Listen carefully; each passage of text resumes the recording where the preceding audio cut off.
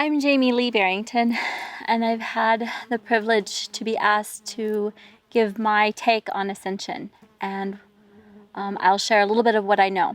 I just came from a conference in Ventura, California, talking about full disclosure, and the topic that I spoke on was, what does it mean for Ascension and what do we need to do?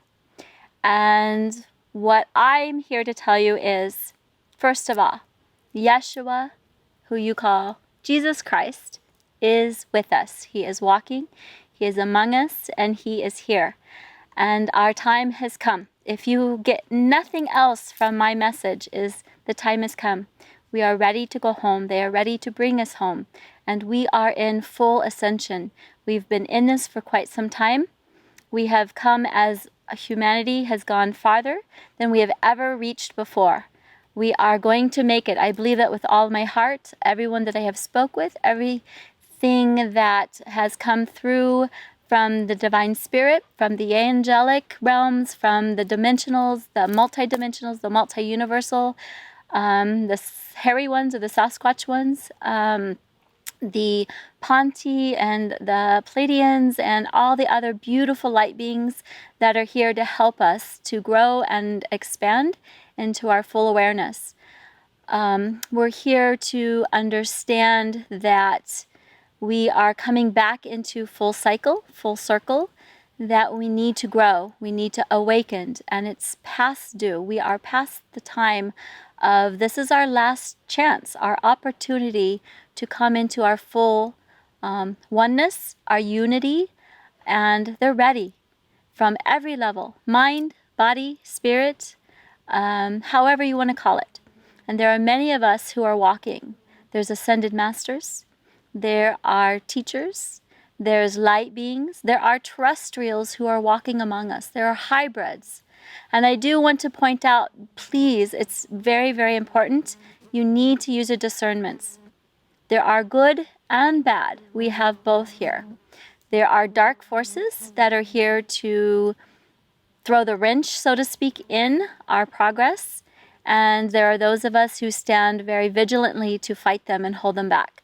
I've had the privilege and the multi-experiences on that level. I have witnessed and seen both good and bad.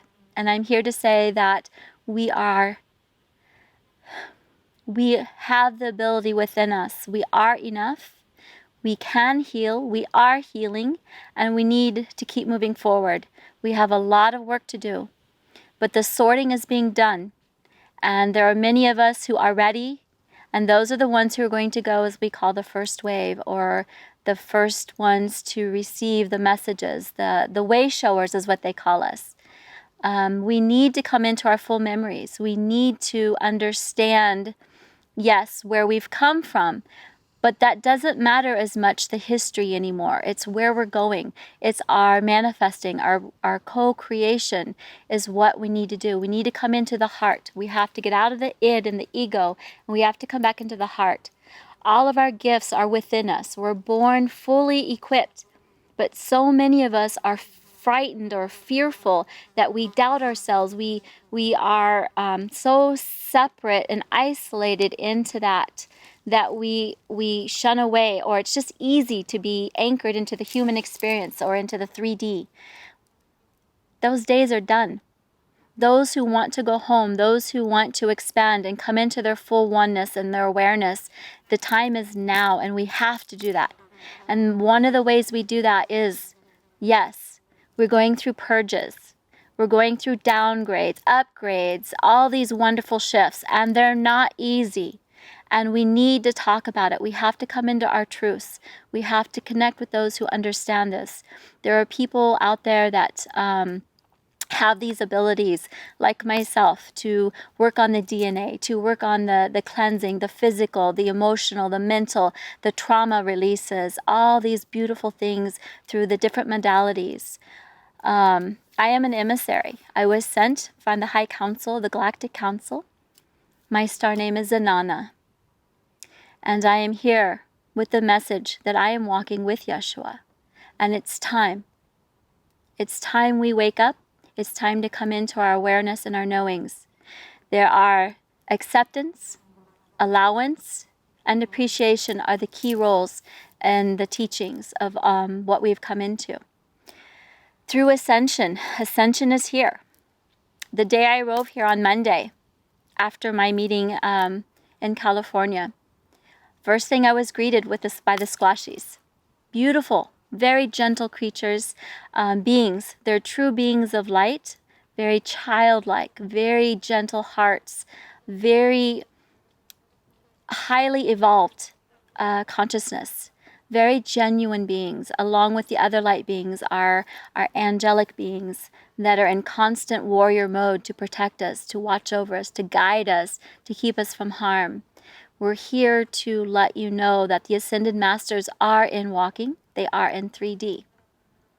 Yeshua himself is in 3D. He walks. He walks with the feminine, as the feminine. The feminine and the masculine must come into balance. That is the only way it's going to work this time. That is the difference. We've been here, done this so many times. It's been recycle, recycle, recycle. Mu, Lemuria, Atlantis. Time and time again, we've failed. But this time, we are guaranteed we are going home for those that are ready. Everything is about free will. They don't do anything, and I say they, meaning the divine, the galactic, the high councils, the grandfathers and the grandmothers who are here that walk among us to give us those guidance and love and support, our ancients, our elders.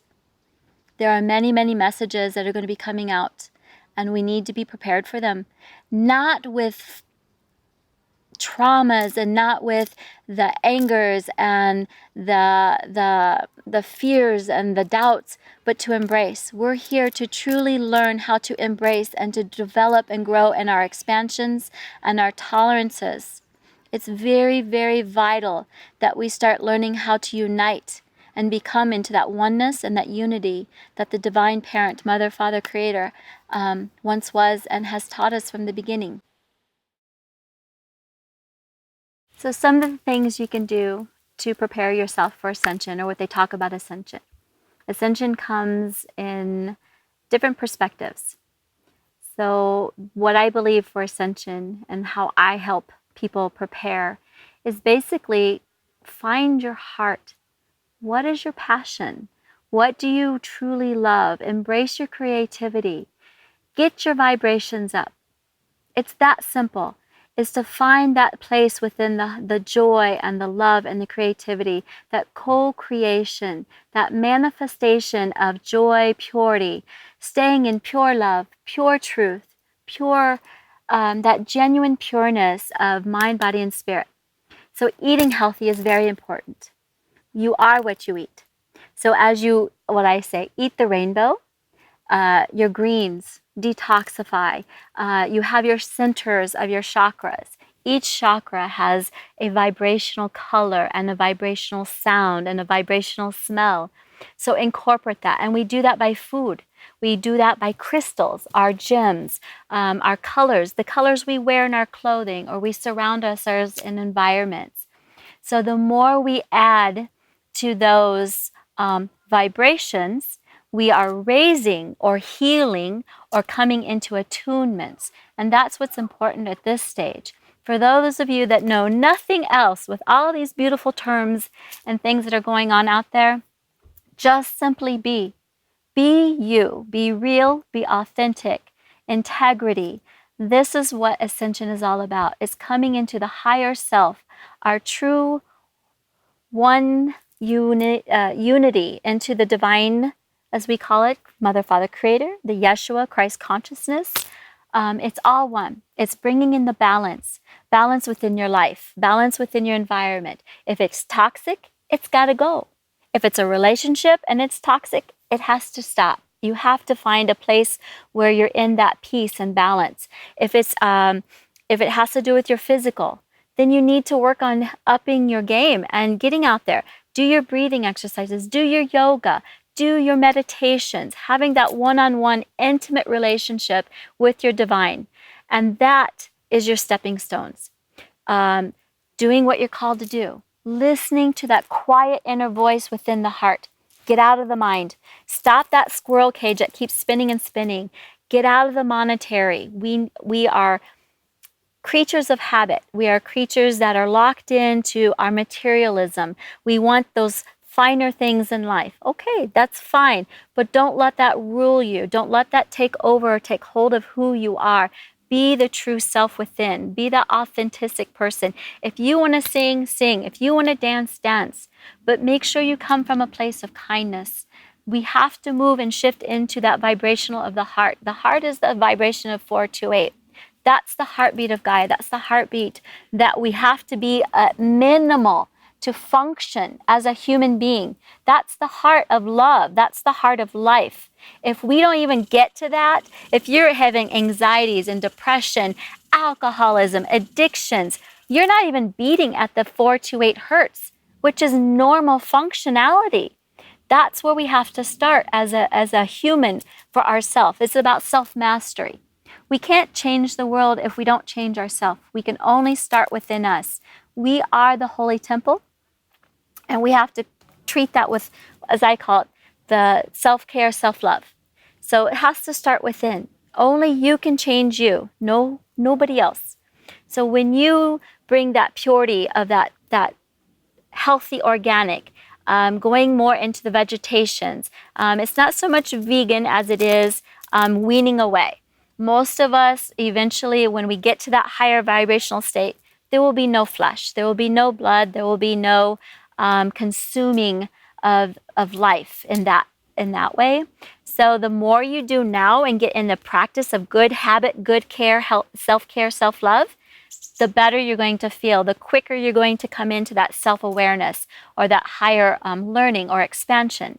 So these are the baby things to start, just to start performing.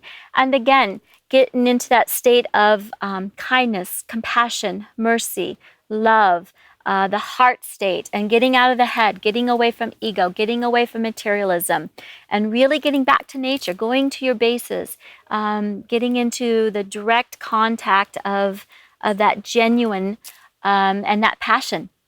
Whatever that passion that really draws you in and really kind of lights that fire, that's where you know you're in the right state. You're in that right place, and follow the quietness within, because that's when you're going to hear the divine.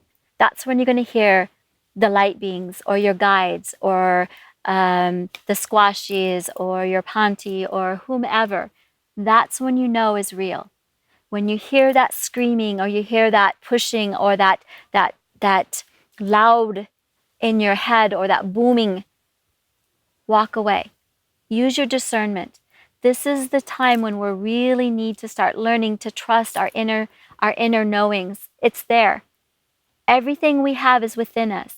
We are all born very gifted, but we've been so asleep that we've forgotten to listen to ourselves, and we've forgotten to listen to the trees, and we've forgotten to listen to the earth and all the beautiful sounds and the singing and the sounds of the crystals and the sound of the waters. It's very, very important. Go to the waters, touch the waters, feel. We have to get back to that state of feeling. And that's the key thing to ascension. Everything else will flow. It'll come. It'll be told to you. You'll feel it. You'll know it. They're coming. They're waiting for us. It's that simple. Just getting back to the basics. So many people ask, why are we here? What is the point of this? The point is, we are love. We are here as divine beings in a human experience, which is truth. We are here to learn all the mannerisms and the ways of humility, mercy, and love for our divine parent.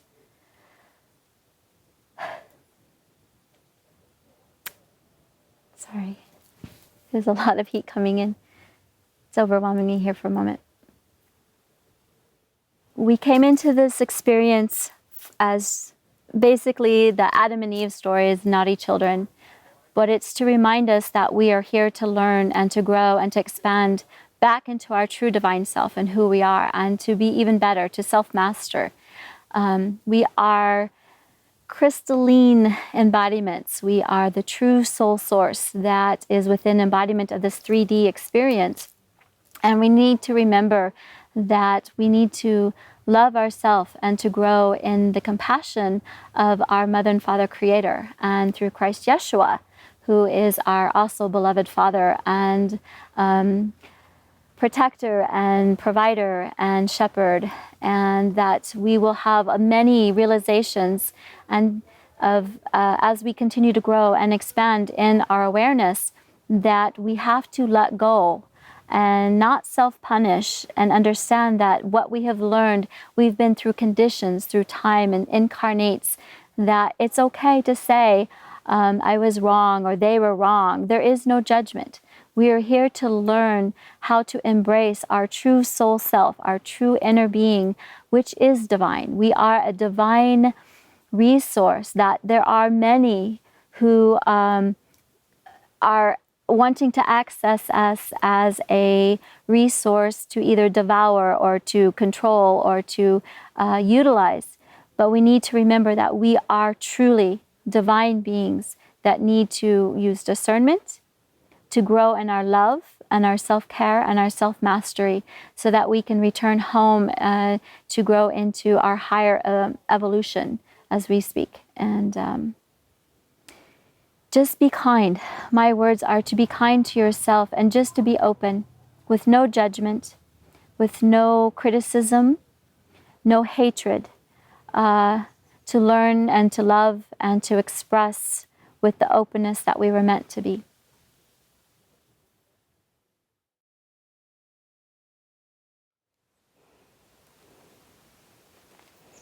I think Kamooh's coming.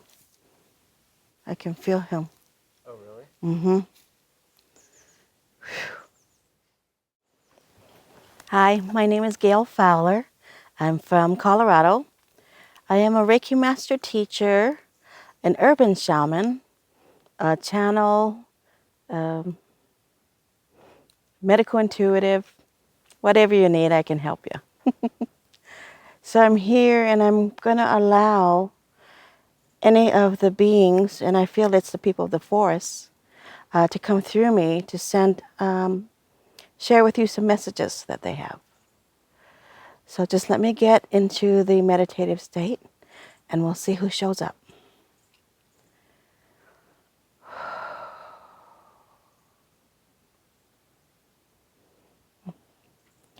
Greetings, dear ones. I'm glad to return here. I am one who is known as the ambassador or liaison between those of the people of the forest who walks this land, this earth, and those from the planetary origins. I am the one they call Kamooh. It is astounding to me to see all the changes that are occurring around this planet, the one you call Gaia.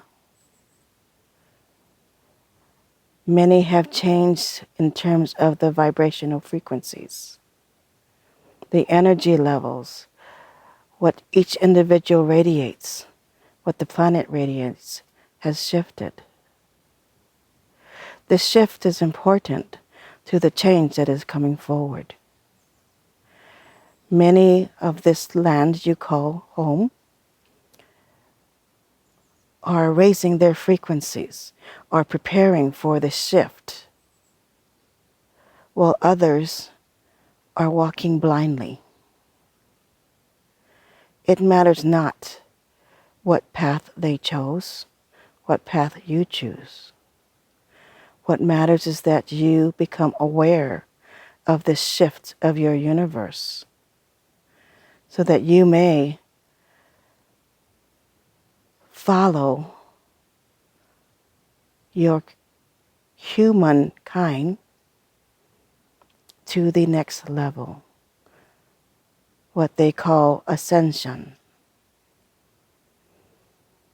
What I wish to share with you is that my people, as you call Sasquatch, Bigfoot, Yowie, Dooliga, Orang Pandek, many names. We have come here to walk beside you during this ascension. We will help you prepare for the changes that are occurring. Do not fear these changes, for it is not something that will be a catastrophe for your kind, but a change in the way you live and see things. We are here to assist you. We are here to help you to release and reduce the fear. For fear is what has caused many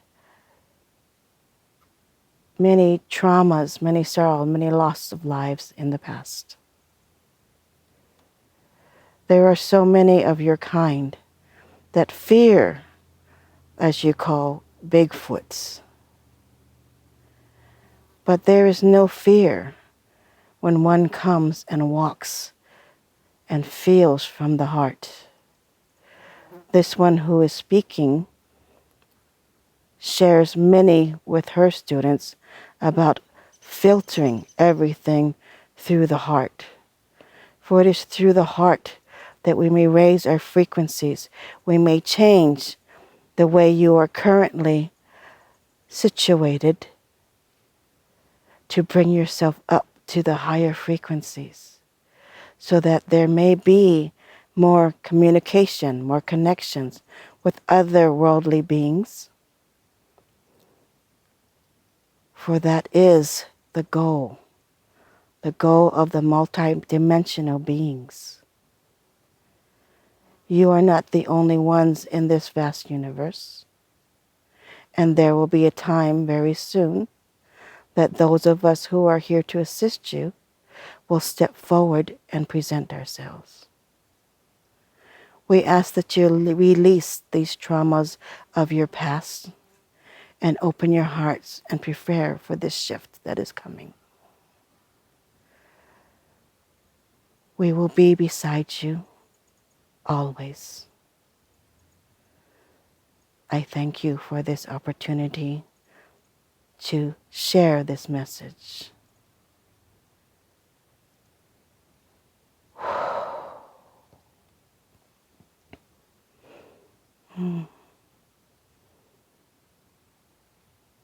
I am one who shall be nameless at the moment. This project that you are now viewing is not from one individual's ideas, but many. It is a collaboration of many, many beings. And it is important to release the unknown and bring forward the truth. For the truth is what will release the fears.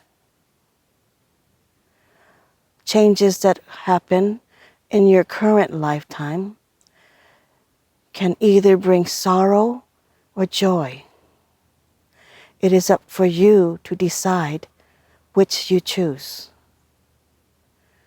We wish to educate you, to prepare you for what is to come. And with that, we ask that you too share the messages with others. For it is important that people step out of the shadows and see the truth as it is. We come to work with you side by side. We ask that you release your fears and join us. We look forward to this transition that will be a change in how your planet and its inhabitants live. We look forward to this change, and we wish to be there as you take your first steps. Thank you, for you are those who have been chosen to assist in this process.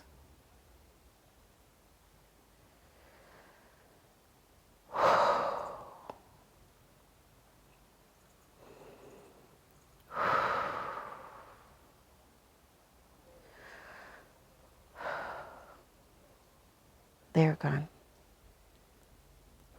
Oh, that's intense.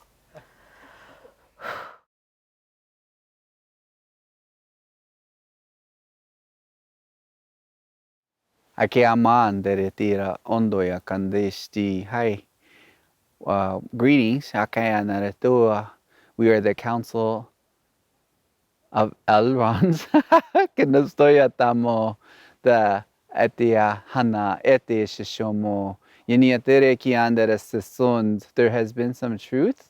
There has been truth to the depictions and encodings, if you were to see it, sache makandere sishia, some truth to your depiction of in your filmography, in your films, imetere amakan.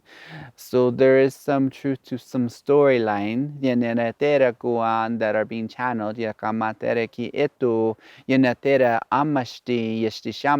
So this council who is here right now currently, they wish each of you to know meteri amata okoandere shishianan ste etero koandere yatoro susunya kondre kiamakan ste eteria nishti amokoya hakandi yakiera kuandi sti watama yenya andere tatoro tataro, that we are all, you are all yakandesti ayateraman, part of these councils. Yakiniamakondoria. Each of you carry the frequency. Kamantera, are you ready to have your mind blown? Yamandaste eteroshun. Each of you have already gone through this ascension process. Yamakande yanom. Yanetste in your earth's history. Kamaete andestu uyakam.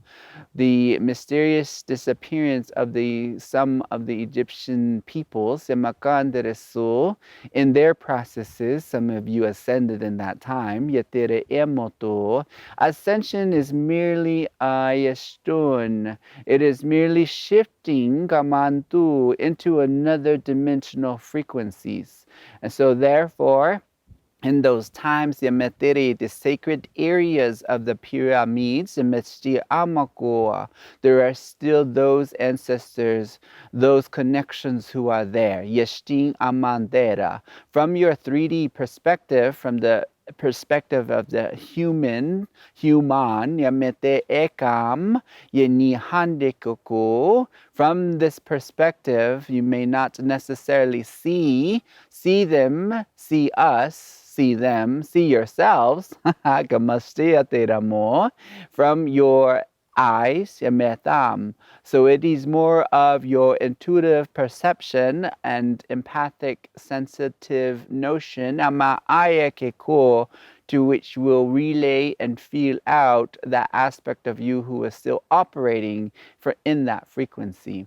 So we are here to give you perceptions about ascension in the best way we know how, yet they ended up through the imageries of your Hollywood movies, Hollywood depictions. Some of you know already the movies that we are reference to. Yana and Materian sto unda yakikenyakan. And so we are validating for your viewership that yes, movies about ascension, but more in the Hollywood scripts, has been some revelation all this time. Yakamagoya narashishi wonondayaki era. We are the Council of Elrond, Yaman de Ekiat, who have actually witnessed and were part of ascension progression Akaman during the time of Atlantis, Yaki Okua. There was a segment of this grouping, Kama Ayateo, who had ascended into another form, Epere Pepere Omo Uama, and then also another group of us, aspect of us that ascended into another dimensional frequency with regards to the the sacred area Ateramo Anistioya of Choco Canyon, Yakamakan. In your storybooks, historical texts, Yakianara, Ishiamondera, the sciences yakanderesi etro anthropologies ekianderesi shum have no clear awareness around how these peoples yakanderekia mysteriously disappeared. Metere kanderaso.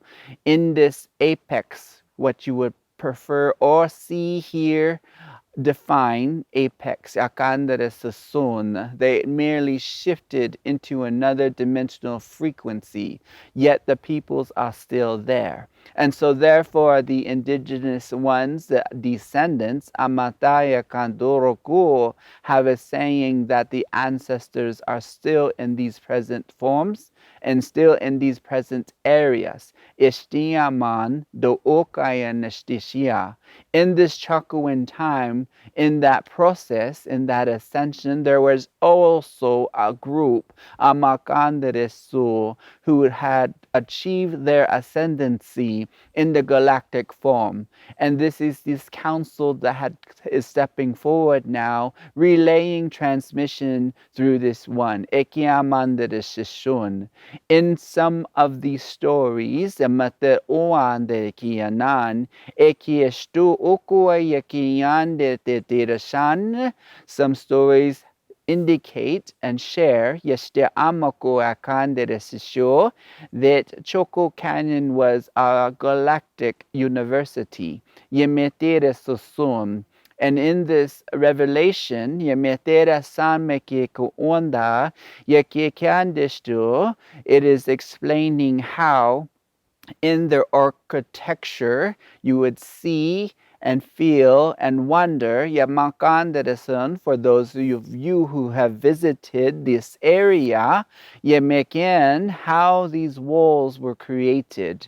They were with the creation utilizing sound frequencies, vibrational frequencies that shifted the density in order for the walls to be built. Amakan. It was a separation of the molecular structure, the atoms, as your sciences known call it such. Ekiaman destushur. And in this university, Yastanti Ekiaman destuyanam, Ekianisti, the ascendancy, the word itself, the indigenous who remained, who are now the descendants of the southwestern tribes, these chose to remain. Their ancestors remained on this planet. But they have others, Yame'eto, who are on another planet, but they contain the communal relationship, the connection through the outliers, through the sacred spots that are all located in this area. And so in this university form, it was galactic in nature because the star nations, the people of the stars, landed in their ships and came forward teaching, becoming aware of how it was to be in density. And so for each of you now, it is what you would call perhaps a struggle sometimes, operating in this density of this dimension, the current dimensional form of this planet. But we reassure you that Akyama, many of you have already gone through this process before. Ye India Kamakan. And so we bring awareness from this perspective, from the perspective of the Egyptian culture, but also perception from the Chokuan lifetimes that you embodied. We open now through the voice, through this channel, Nyamande question, Nyamande Shishom. What can people do to get ready for this process to come about, and what would you recommend to people who are ready to ascend but don't know about it or are just starting now to get ready? This is a common question that many of the galactics are receiving at this time, Yeta Makan. And so far, much emphasis has been placement with the heart resonance of who we are, of who you are.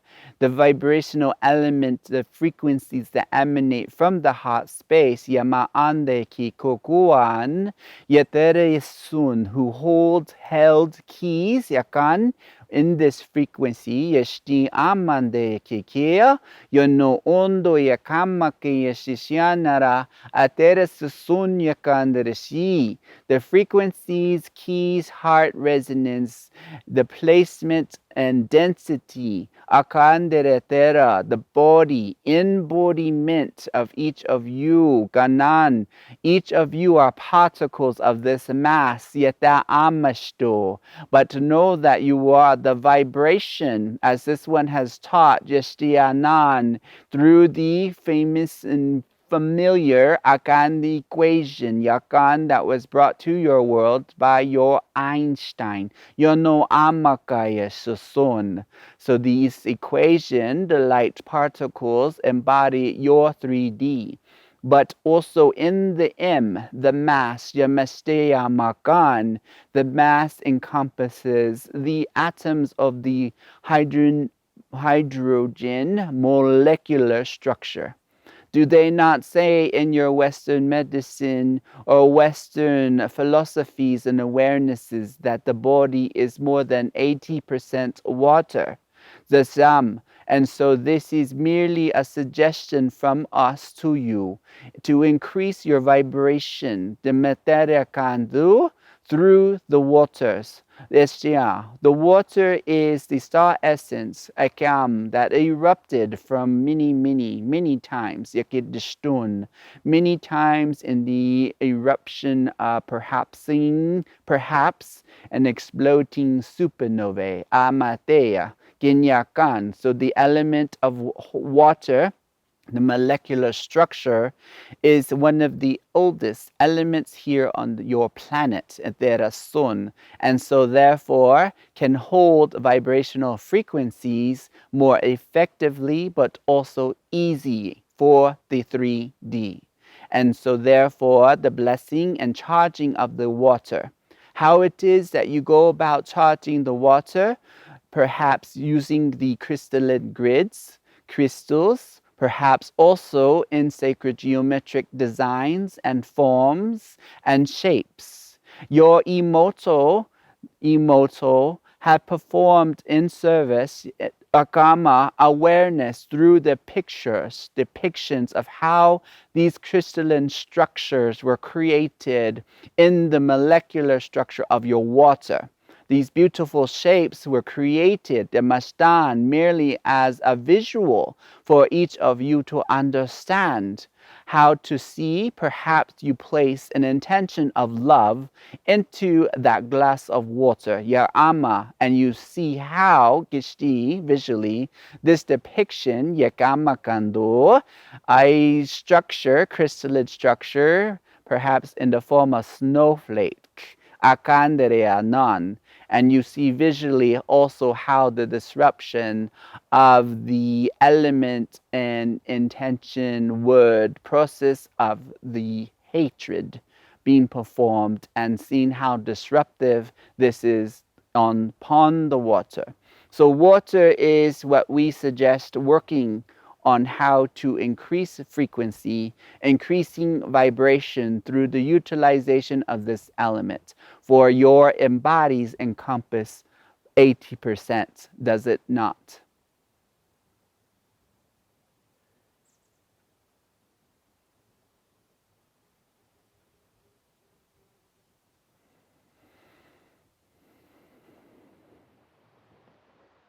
What should people do who want to come join us in the fifth dimension? Gemeanderesun, very simply, amaatea. Do what it is that pleases your heart. Much of the resistance has stemmed from trauma, traumatic events, traumatic scores, traumatic emotions upon your children, upon your child, the inner aspect of you.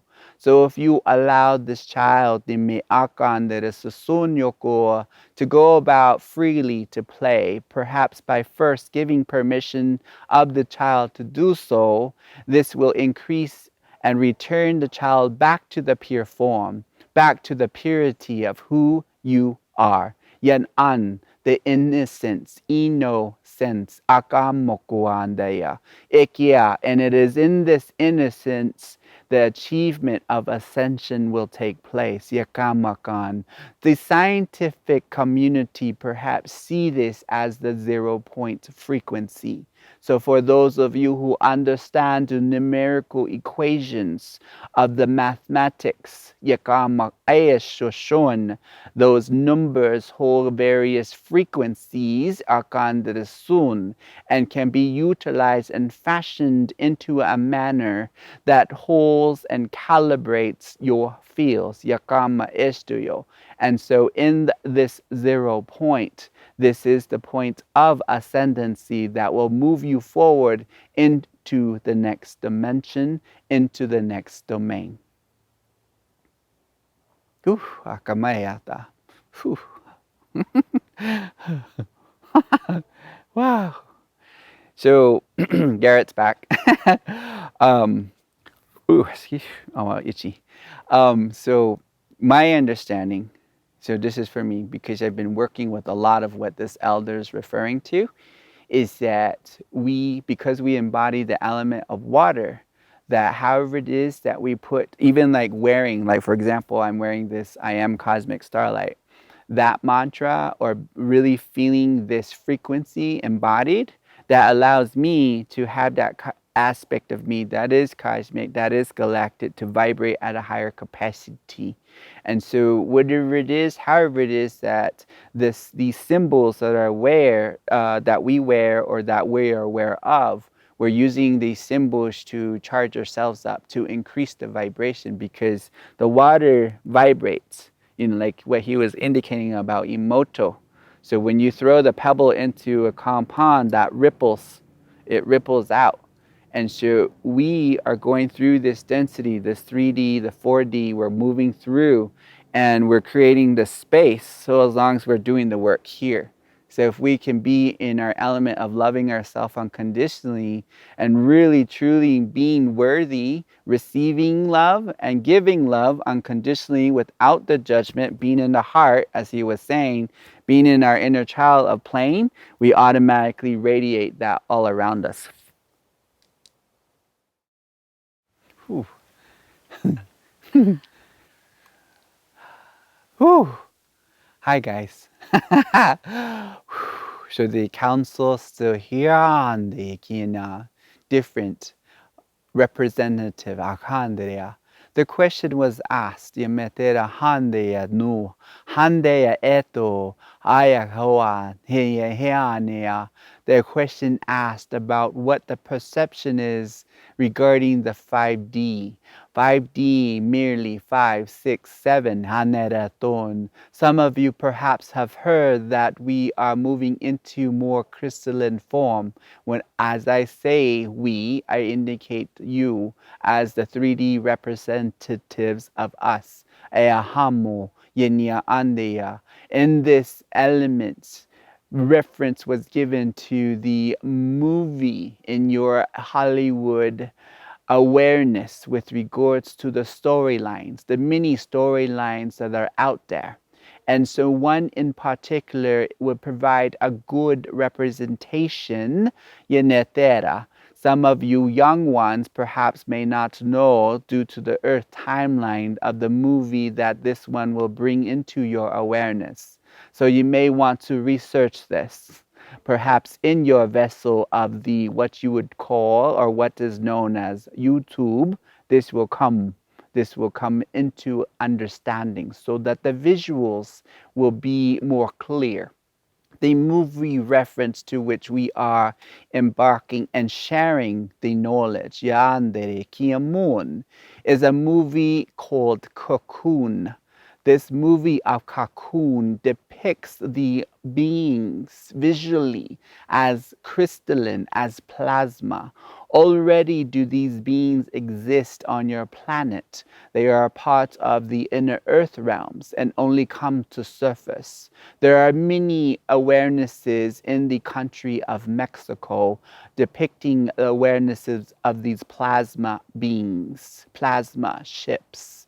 And so in this movie, it will share with you a good depiction of what 5, 6, and 7 dimensional forms look like. And perhaps as you continue to watch this movie, know that these crystalline forms to which we are referencing is each of you. And so therefore, they embody both the male and female principalities. Yamaandere kiku. They are working in harmonization, Ya'amakan, because they have mastered both frequencies in the form of what you would call and known as balance, but more in harmonization. Etera Sun. And so therefore, in this depiction, we leave this imagery for you to satisfy your curiosity. Is there further curiosity or questions? What will it be like to live in the fifth dimension? We will share with you merely to enjoy the now, to enjoy the beautiful experiences of what the third dimension has to offer. Because only when you are in human form do you get to experience the sound of this one's voice. Only in three-dimensional form do you get to smell the sensations of this environment. Only in three-dimensional form do you get to taste all the beautiful foods that this 3D and earth has to offer. In dimensional form of 3D, you get to touch these trees that surround here. You get to feel the sensations of the bark, feel the leaves, feel the ground. In the 4th, 5th, 6th, and 7th dimensional forms, you will be able to create. You would be able to create. So there will not be need for what you would see, feel, eating as sustenance. Some have already achieved this. Your yoganinis have achieved this. Your shamans have also achieved this in the form of living off an energy of prana. And so we merely suggest to enjoy the now, for when you do reach this apex, those flavors, as this one calls it such, those flavors will not be there no longer.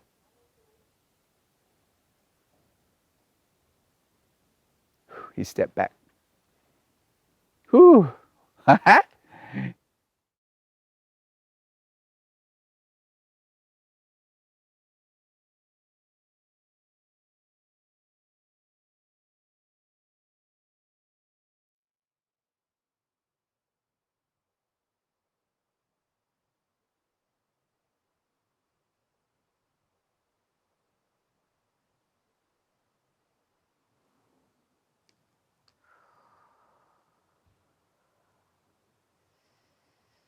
I feel a male Sasquatch coming in, and he does have a message.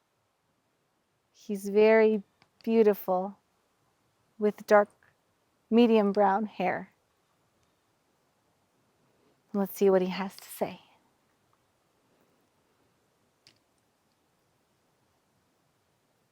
Dear ones, my people, at this time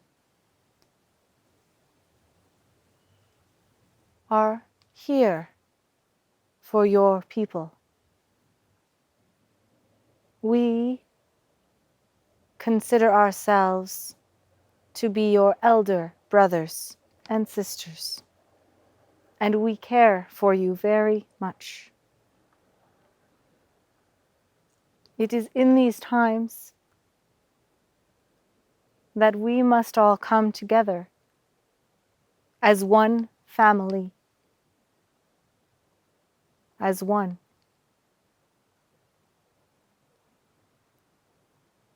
We are here on earth. We are all around. We are in all the forests. We are in the grasslands. And we are getting ready. We are getting ready to meet more and more of you.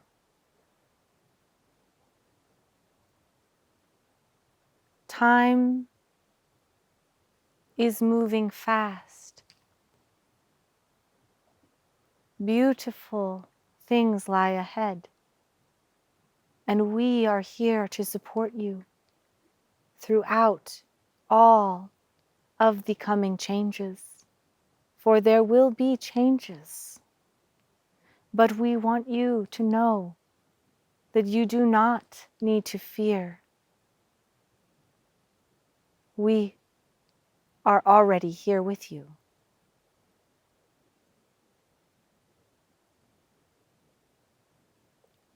There is a time coming where we want all of you to go into your heart space. Look to your heart and follow it. You may be guided to move to a new location, perhaps a greener one. You may be guided to visit certain people. Follow this guidance if it comes from your heart. For we are all working to make everything smooth as we all join as one family. There will be some who are afraid. And we want those of you who know us, who work with us, to come out and share with those that they do not need to be afraid. Hold space for them, stand with them, for we will be coming. And we wish for there to be only love, no fear.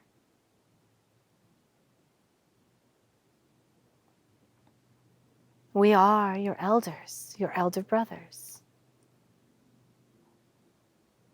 We have great joy when watching you interact and play.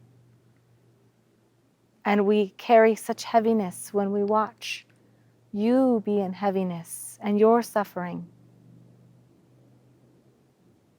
We want you to be lighter, but that is our own wish. You must do what is best for you.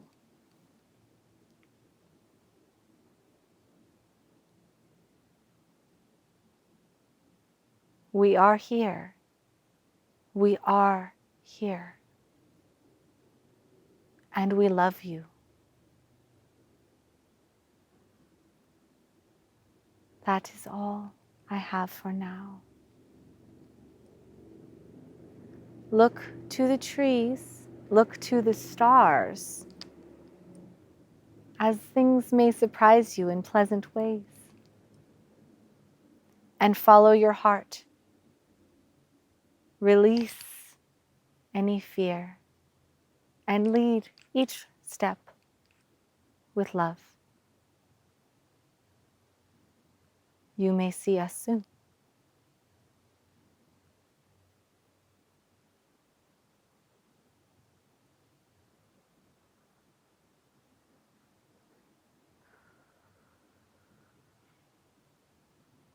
He's stepped back now, and I'm asking if he has something he would like us to call him.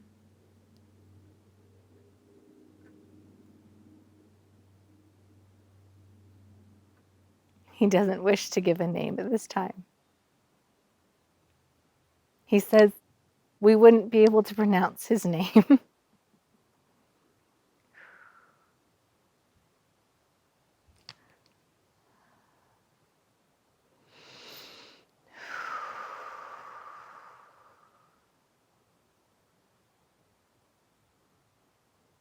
I can feel more around, but they're watching.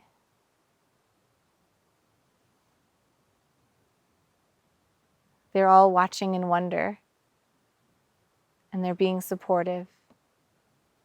So far, nobody else wants to talk. There's even young ones. I see young ones here watching too, learning from us.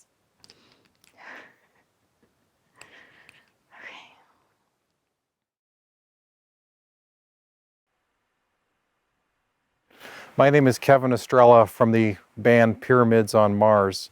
I am a musician, and I'm also an experiencer.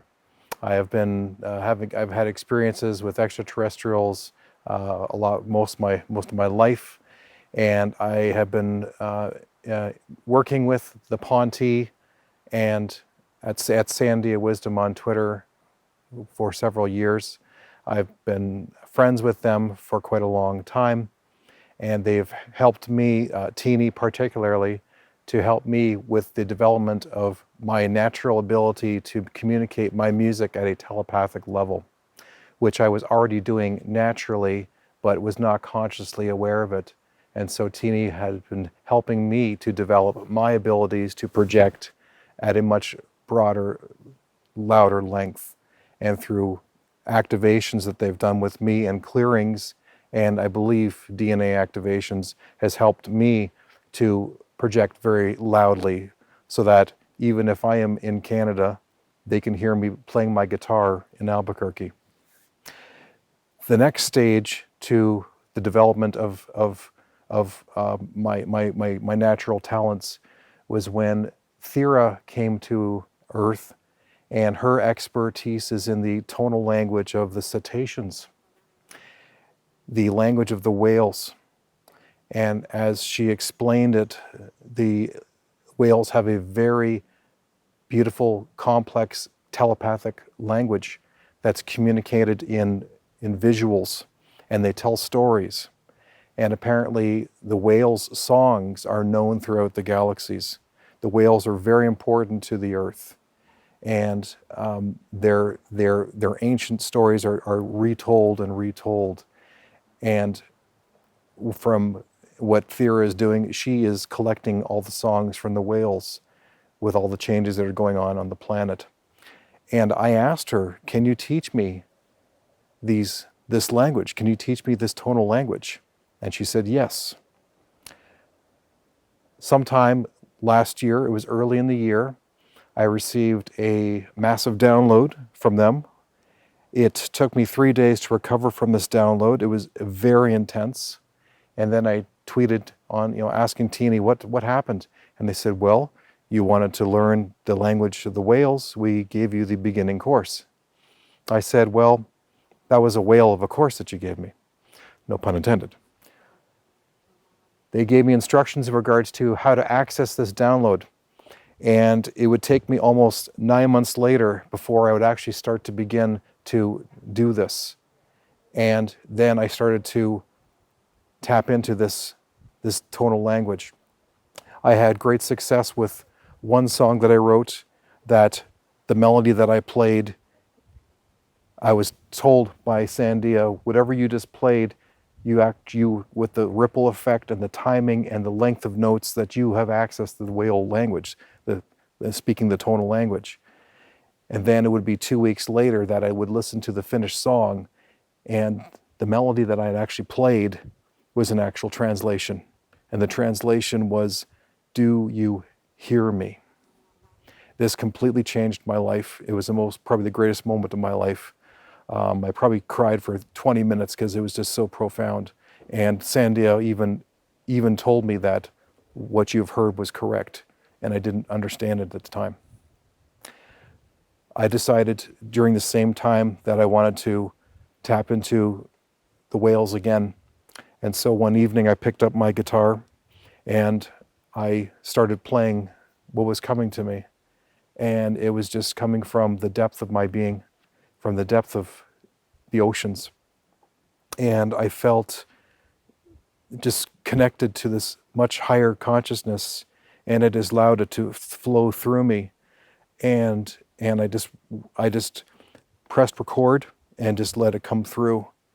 And what I was playing was the very sad sounds. And there was particular things in this melody that really caught my attention in regards to this, almost like this howling, this ooh, and that I was recording in this song. And it was emotionally draining when I finally finished recording this demo. And I eventually finished the song. But when I finished the song, it took everything out of me to record it, because I realized that this was a whale. This is called the whale song, and it was a great bard that was speaking through me and had a message for humanity. I didn't know what the message was. I was just the conduit for her to speak through me. And it took all of my energies, because her emotions are so strong. Her entire being is nothing but consciousness and emotion. And to try and have a human being project that information out took everything out of me. It took me a whole day to recover physically after recording the final song. I also recorded the song and mixed it in a way so that it sounds like what it would sound like when you're underwater.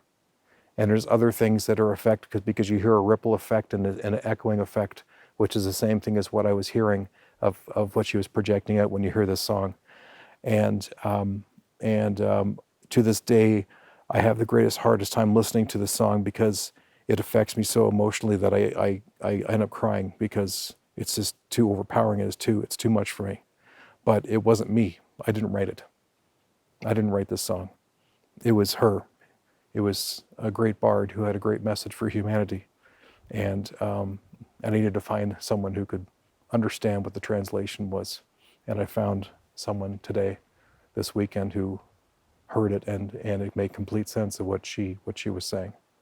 But these are my experiences. I still have more whale songs which have been given to me for translation, which I will be working on, and to understand more and more about this language and these beautiful people, these cetaceans, these great bards here on this planet, who have an important message, and they are part of a greater consciousness of this planet, to understand our relationship with Earth, and they need to be protected as well. Thank you.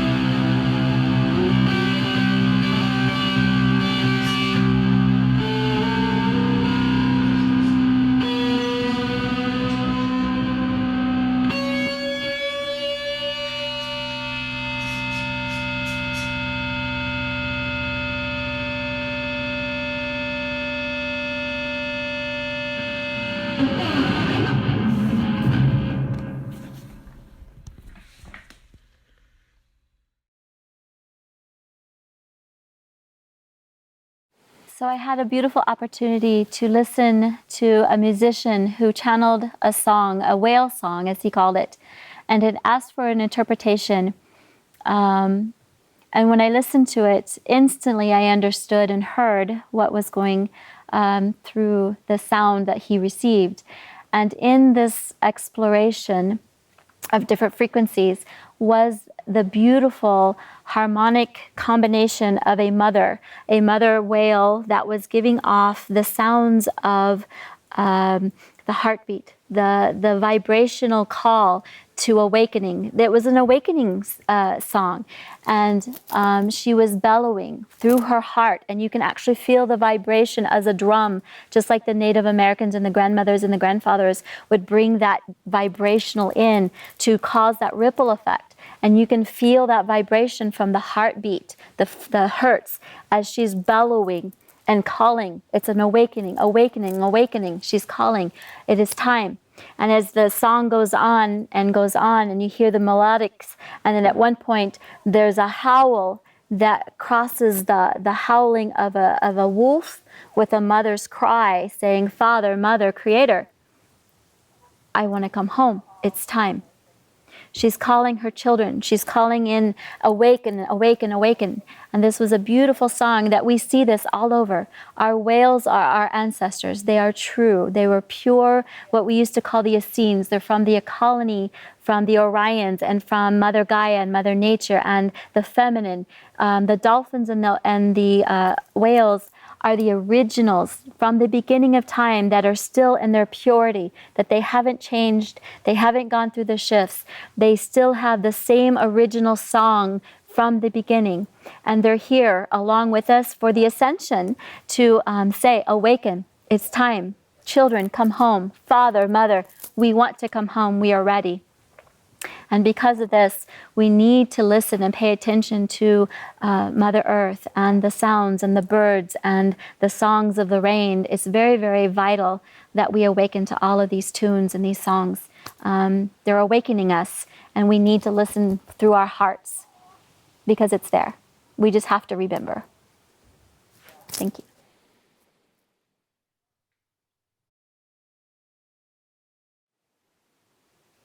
Hi, my name is SuSun, and I am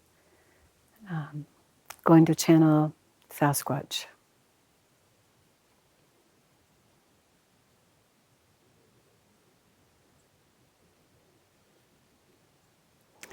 I have a male that has stepped forward. He is red and brown.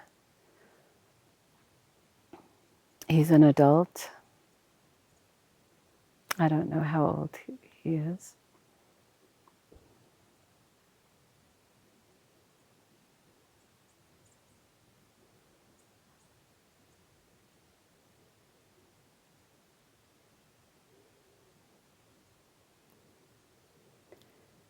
Hello, my children. It is time. You need to know that love is the only way.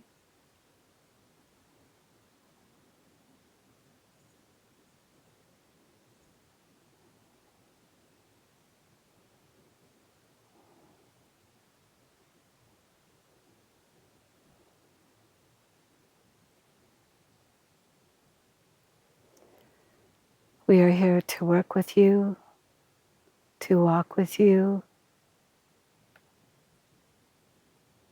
We are watching you.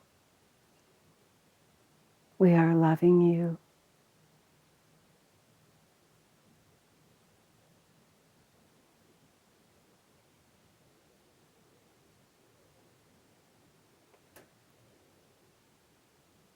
The time of big changes is here.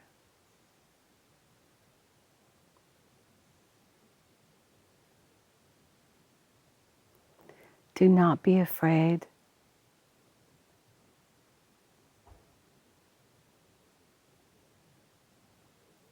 We are with you. You are never alone.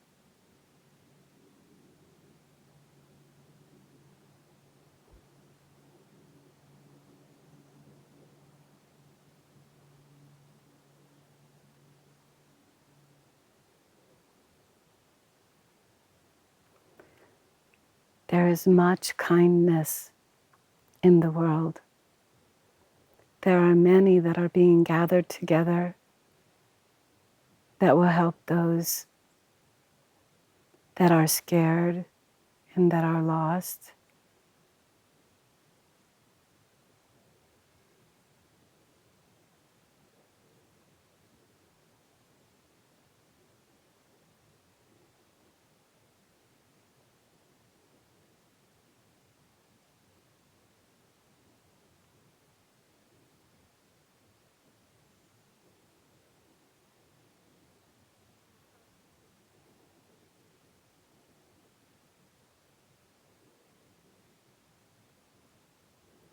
We hold you in our hands.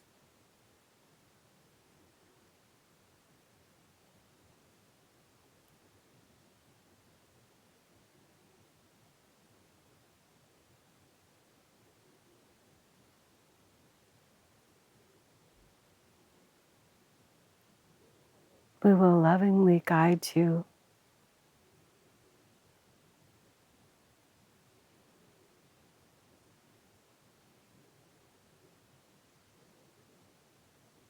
out of the density into the light.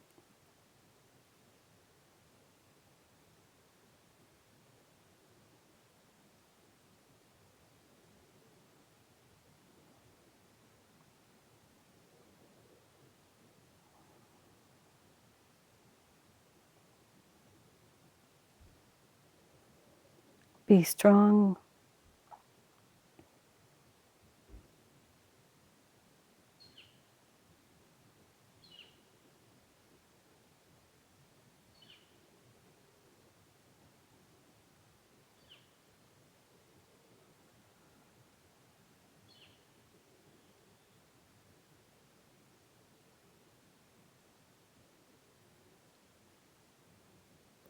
Remember that you are loved.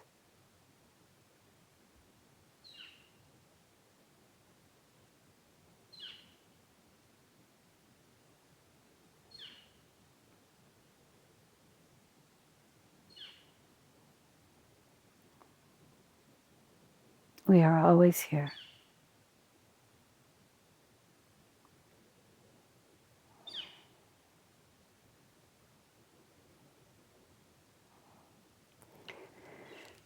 He stepped back.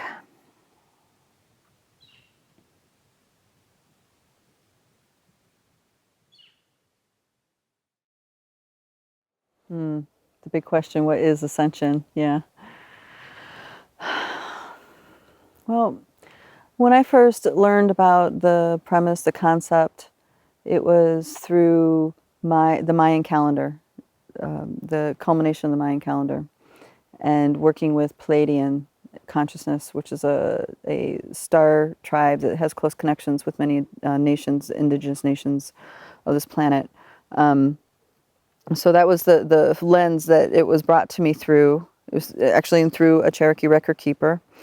And it was an old paradigm lens. So when the ascension was like, it's so soon, there's no way humanity can make it, you know, because I'm learning about this in like 2002, 2000, I don't know, maybe even earlier than that. And 2012 just seemed like it was too soon. There's no way humanity would make it by then. And I had a lot of stress around my spiritual work. It's like I really had to be dedicated and do it and do my work and do my work. And I was driven. And that was later on down that road of being driven, what I realized was that was what was driving my ego mind. But really, there was another force driving me that was my inner light, my spirit, and creating circumstances that were perfect for me in my growth. And it was different, where the direction I was growing was very different than my ego mind thought it was going. Yes, I laugh at myself now because, well, it's funny, right? So there was a lot of those stressors were government, war, taxes, the constructs, the money, all this stuff. It's like, how can we grow past violence and polarity when it's in a structure that we have no control over? That was a lot of the feeling I had. And then I woke up to the power of money, having power in the way you spend your money and how you nurture, what parts of society you nurture with the money that you have to spend. So that was an empowering piece that helped me. But then I started working with these elders in South America through Alberto Violdo, who has a light body school. And this was 2002, around then. And that lineage was about being the master of dream time and stepping outside of time. And though that path was a lot about healing ancestry wounds, healing trauma, healing blocks to the expansion of our consciousness, the real piece that those teachers wanted us to have was the ability to unplug from polarity completely, no good, bad, right, or wrong, and completely unplug from time. So we're no longer controlled by time. And we actually, in order to be able to let go of time, you had to heal, though that wasn't the point, but we healed anyway, you know. And there were some people that took the path of plant medicines to open their mind, and other people had other kinds of paths like dying.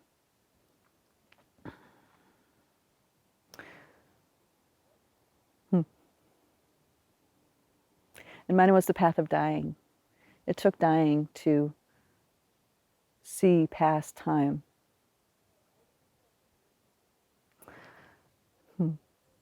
I'm right back there in that energy, so it's very sweet right now.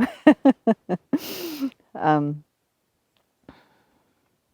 thing about the Masters of Dreamtime is that we wake up to the fact that we create a reality on every level. It's not just a mind over matter thing or your mindset. It's that there's these parts of you that are beyond the mind. There's parts of who you are that are beyond any identity of your face when you look in the mirror. There's all these other parts that are creating a reality. It's just we are in this bandwidth where we're blind to that. And for me, what I woke up to was that the Ascension, which I don't call it that anymore, because I realize I understand it on a different level now. But the Ascension is really about removing those blinders of who you think you are so you can align that personality mechanism inside the biosuit with all these other levels of who you are. Because my existence, and I'm aware of it here right now, my existence is in the center of the Milky Way galaxy. My existence is in the galactic highways of light, the web of light of interstellar communication. My awareness, you know, I'm aware of who I am on a light body level. I'm aware of all my past lives. So it's like when you wake up to an awareness of who you are on all these levels, that's really the threshold of ascension, because you're no longer controlled by time. You're no longer controlled by fear, or you're no longer motivated by any of those things. Most of humanity is motivated by fear. Most of humanity is locked in the collective nightmare. And in the words of an old teacher of mine, they're lost in the collective nightmare because they don't dare dream their own dream.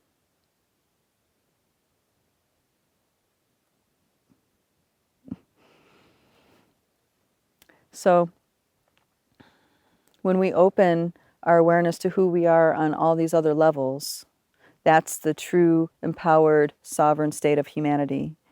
And when we're at that place collectively, I believe that is really what the Ascension pieces is, a global shamanic paradigm. All humans are multidimensional. All humans can see their lives before time was time.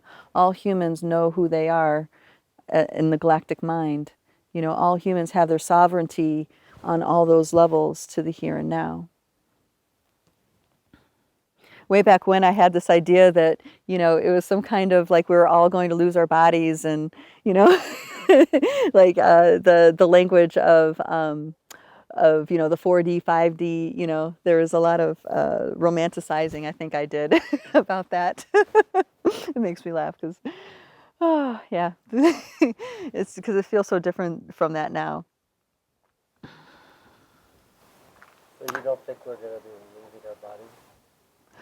Our bodies will be different. They won't be, they'll be, all right, here's an example. Take homeopathy. Homeopathy is a very powerful modality of healing through vibration, okay? And there are people who are very in fear and are very locked into certain belief systems where that vibrational medicine doesn't help them, okay? That's the typical old paradigm human, all right? More and more are coming to this place where frequency absolutely does impact them, and they know it without doubt, okay? They don't have the fear, they don't have any of these other pieces. Their body is actually functioning on a completely different frequency than the ones over here, you see? Their body's functioning differently. So in this tradition that I worked with, one of the transmissions was how to grow a new body. And once you digest the light codes and once you, do the work that's necessary to grow your own garden on that level, you don't get sick the same way. You don't age the same way. The actual, say, plan, so to speak, of your soul's journey changes. Your exit points can even change. You know what I mean by exit points? In a soul's journey, there's this thought that your life, the stream, the river that is your life, has a predetermined shape and flow. And the thought is that as you go, depending on how aligned all you are with your soul's intention for being born, and if you go too far astray in the river, there's these exit points where you can check out of the body and cross over. And many people have a sense of having exit points and choosing something different. And I've spoken to people who've died who told me that they took their exit point. So, there's that. So even those change. It's like even the way that river is shaped and molded will change when you're able to grow a new body, because your hyperdimensional biosuit is determining your reality. You embodying a consciousness that's resonating as the truth inside of your cells has an absolute tangible impact out here. But it has to resonate as truth, on a broad spectrum level. It can't be just something you think is the truth. It has to be like the truth that all of you has accepted. So that global shamanic paradigm is a big thing because we have different conversations. We talk about different things interest us. We choose different things with our life. We spend our money differently. You know what I mean? We care about different things, and we like the silence in the woods. People are talking about that. I just spoke with a gentleman who spends a lot of time in the wilderness, and he said that it's everywhere. Have you noticed it's been silent in these woods at night? There's not a lot of bugs. There's not a lot of rustling. It's very quiet, and that's not normal. That's not normal. So the more people wake up to all of who they are, they're going to care about that. And not only are they going to care about that, is that they are equipped multidimensionally, being free from the confines of time, on changing that. And check it out, bird just started chirping.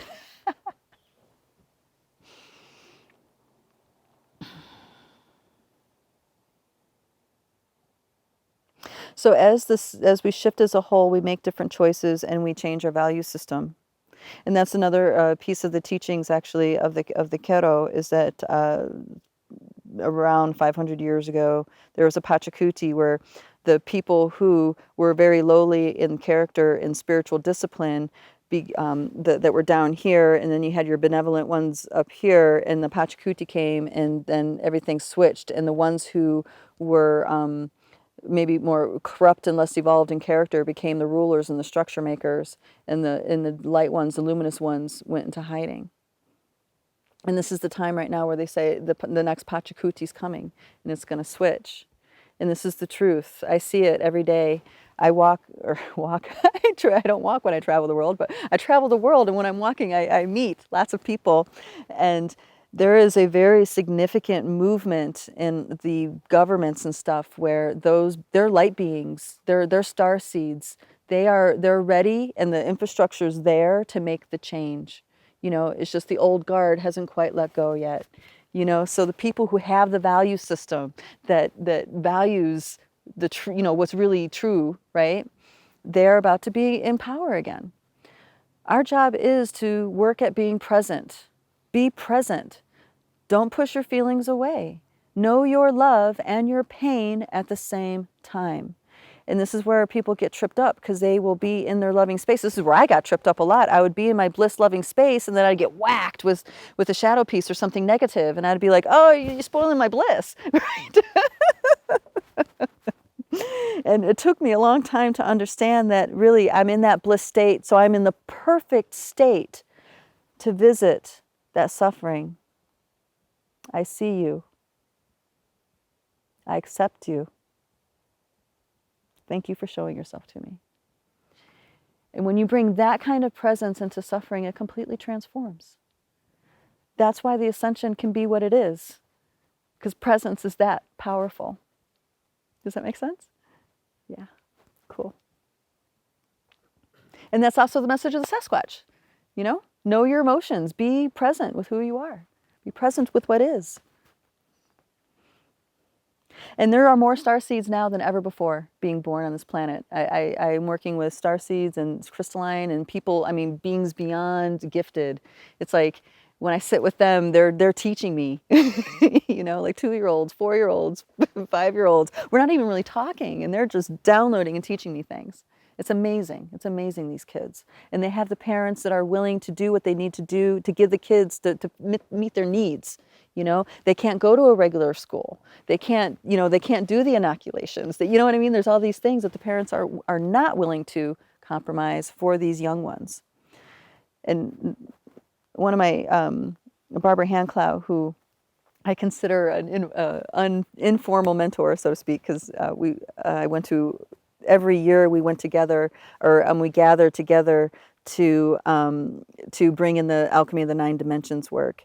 And she downloaded this work for opening up your multidimensional lenses as a human, you know, and she didn't understand it. So she gathered people to experiment and do this work. And every summer we got together and did that. So I kind of consider her like a, you know, informal mentor. But she once said to me that that we need 3 generations on the same path and the same value system. For that's the marker when the real shift happens. So that's grandparent, parent, and child, right? And now this, if you notice how the generations are, there's not a big gap between the generations, you know. My children love my music from when I was a kid, you know what I mean? And they love my parents' music from when they were a kid. It's like that connection wasn't like that, you know, before. But that's just, I think, just a symbolic of the true thing, is that we all are waking up to the same truth, the same agenda. You know, about what really living, what life is about, and being happy and healthy. And, you know, you don't need to be a slave to the system. You don't need to be that. And there are avenues, there's choices that are away from that. And free energy is here, guys. Free energy is here. The problem is that humanity inside of themselves on a collective level is still so sick that they cannot accept that depth of harmony. They can't accept that level of harmony within themselves yet. And that's another reason why this ascension looks like healing work, because you need to have that cleared out. You need to do that work. You know, it looks like personal healing work. So the free energy devices, when they come online, they can proliferate in a way that is liberating humanity and not causing psychotic breaks, quite frankly. Clearing work is endless. Actually, I reached a place of despair with clearing work, because it's like I felt like I really did my work a lot, and I reached this place of like, will this ever end? And because it felt like it would never end. It's just like this journey that just keeps going and going and going. Will I ever not need to do these things? And one of the things is that I realized that a lot of this is about adapting a lifestyle, you know, adapting a lifestyle that feeds your spirit. But I think another piece of this is that getting clear on why you're doing what you're doing. Are you motivated? Are you doing your healing work? Are you doing all this stuff out of fear? You know, fear of missing the ascension, or fear of not, you know what I mean, that whole piece? Or are you doing it because it's your path and purpose? It's a true soul yes. Okay. When you're doing it out of fear, it's a much longer, harder journey. It really is.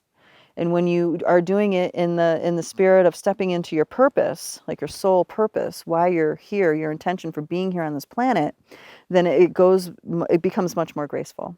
It goes much more gracefully. And everybody coming into their purpose is, by some guru's definition, enlightenment, you know? So when we're doing our clearing work, so we can step into our purpose, that cascades interdimensionally like this. And it took me a long time to wake up to that. The thought that I had was, I was walking the dog and I was thinking, this is hopeless. Well, I mean, because I do so much work, it's like ridiculous. And even me having that reaction, is that ego trip, right? I was like looping. And then I asked myself the purpose. Why am I doing this work? Why am I doing it? And what came to me was so I would remember my memories between lifetimes. That just like came right out, like, wow. And then I was like, cool. I did that. You know? And all of a sudden I was so relieved. And then it was a journey to find the next level of purpose. You know, it was no longer, I was fear of dying without my memories. You know what I mean? Getting manipulated after death and not having that. And it turned into the joy of my purpose.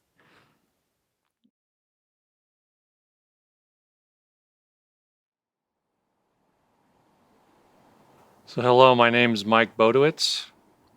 I'm here to share a few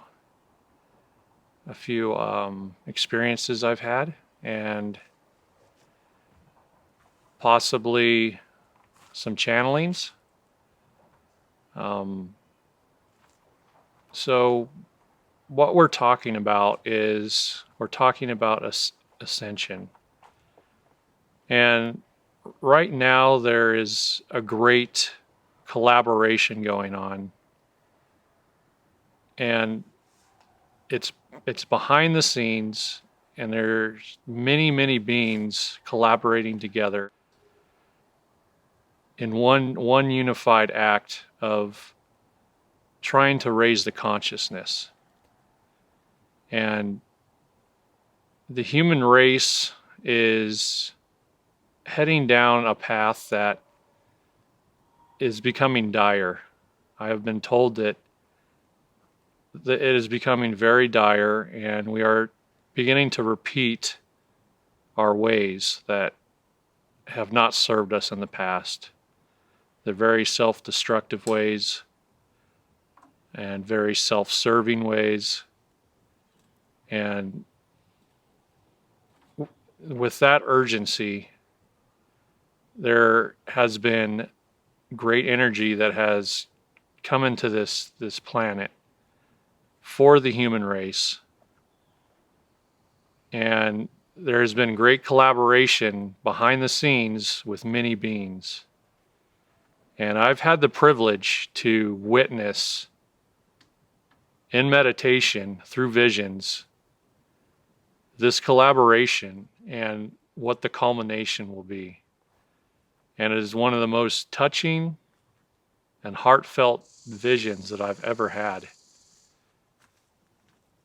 And it just kind of set up for the culmination and joy and beauty of the human race finally raising their consciousness to a spot that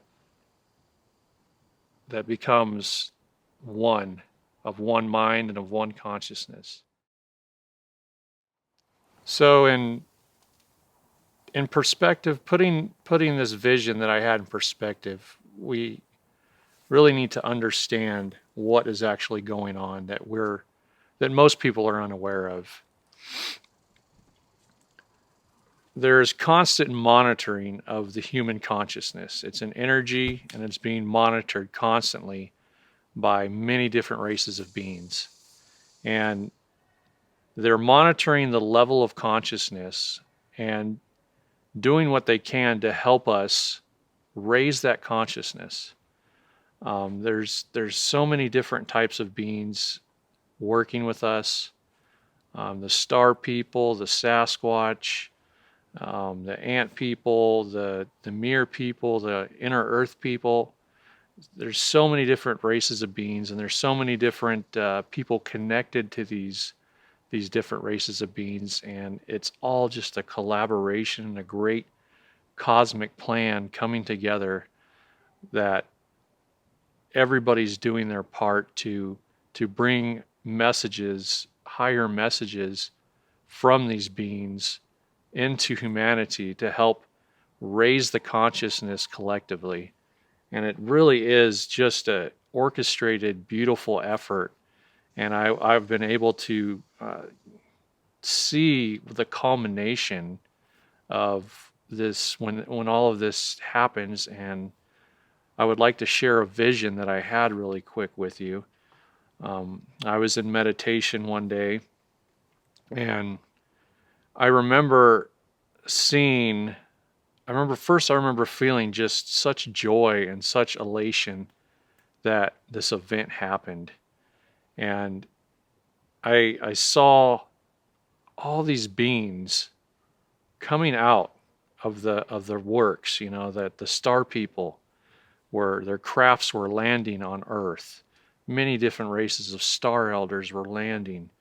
We had the inner earth people coming out of the earth with all of their different types of animals, and we had the mere people coming up to the surface of the water and to the shore, and we had the Sasquatch coming out of the forests, and just all these different beings were coming all at the same time to greet the human race and to celebrate, because the human race had achieved something that's never been achieved on this planet. And they collectively, on their own, with introverted help from these higher beings, collectively raised their consciousness to a unified level where they were connected and one once again, and thinking of one mind and one spirit. And everybody had been waiting for this moment. It has been anticipated for many eons. And these beings would come out and greet the human race.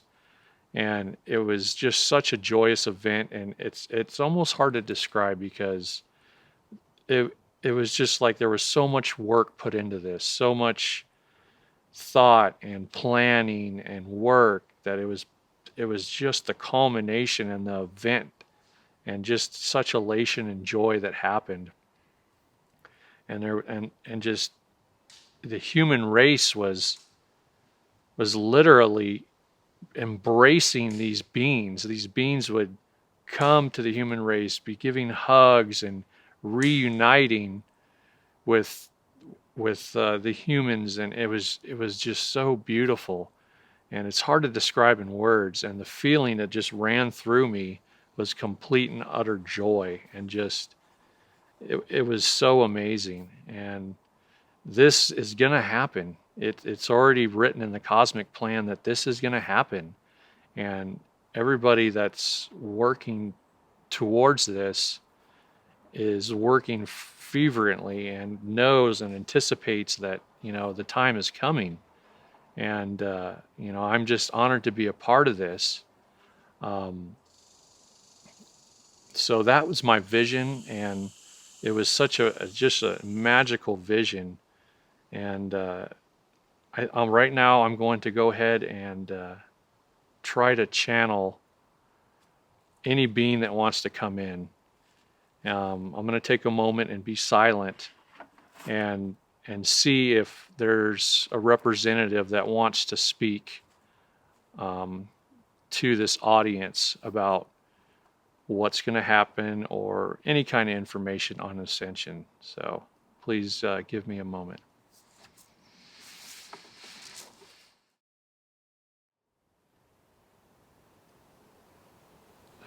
Hello. Hello. My brothers and sisters of the light.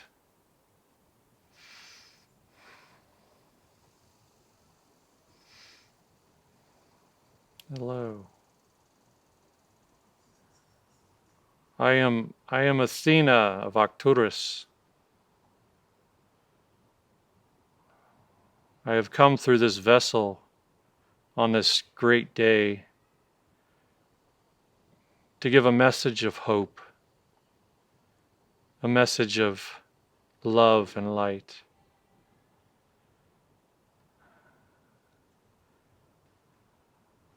I am part of the Council of Light, and my people are greatly connected to this incarnation that I am coming through. We want to convey a message of love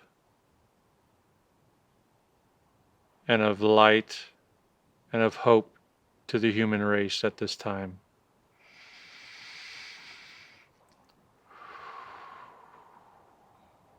This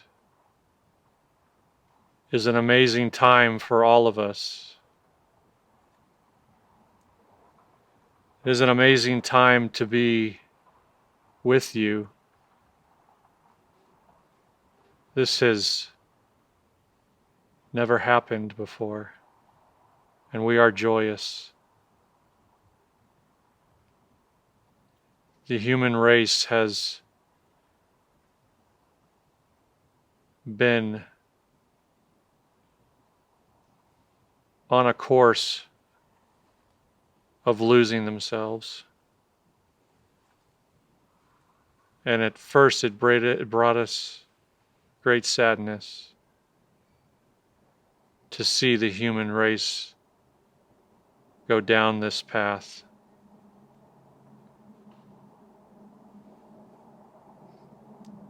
But great effort was given amongst many different species and many different universes. They all came together and decided to help the human race remember who they were and who they are.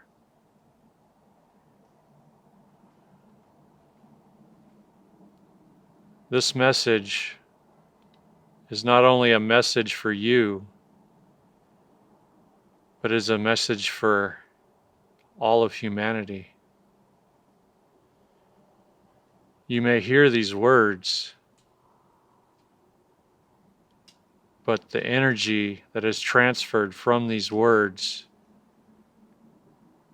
goes deep within you. It will unlock this remembrance within you and activate your inner knowing. And you will begin to awaken and remember who you are. You are the light and the love of all.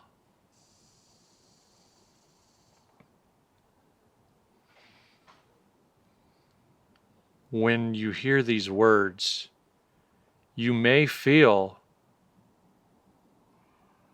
something, you may feel comfort, you may feel nothing at all. But remember that these words, these energies are within you and are there to help activate you. In your activation process, you will begin to awaken to who you really are and to your inner self. When doing this, please remember, hold no fear on the things that are happening. Hold no fear in your space. Open yourself with love. Allow everything to happen the way it happens. Do not sit there and try to figure it out or understand or comprehend how it's happening or what's going to happen. Do not focus on this. Focus on the now. Be open. Let this energy awaken within you. Let your inner light begin to pour out of you.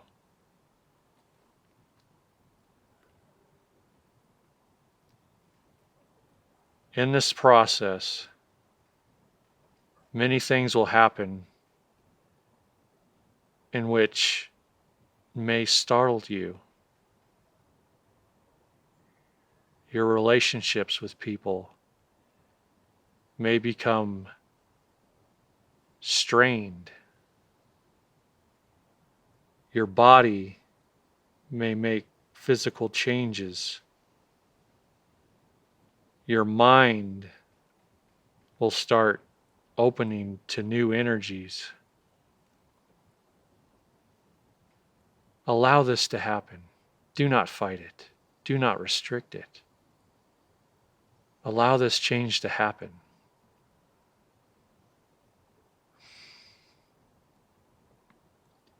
And as you change and awaken, your outer world will start to fall apart. But do not be dismayed, because that is the sign that the time is coming. The great shift is happening.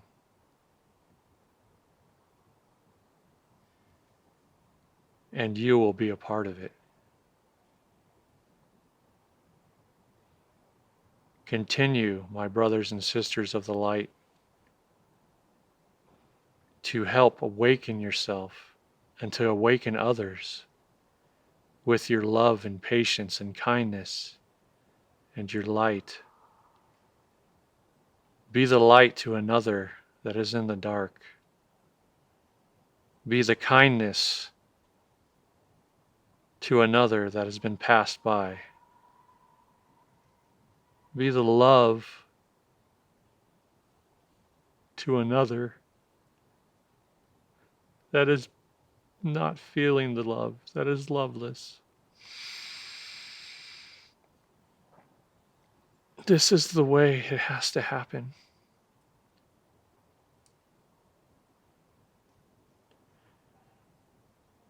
It must happen this way. It can happen no other way.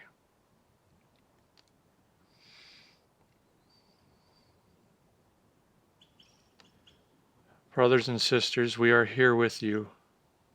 We always have been. And we are so hopeful and joyous because we see the awakening happening. We see the consciousness rising. You are coming back to who you were. And you are so loved. You are so loved. You have no idea how much you are loved. But you will know. And you will know on that day. And we will be there to greet you as one family.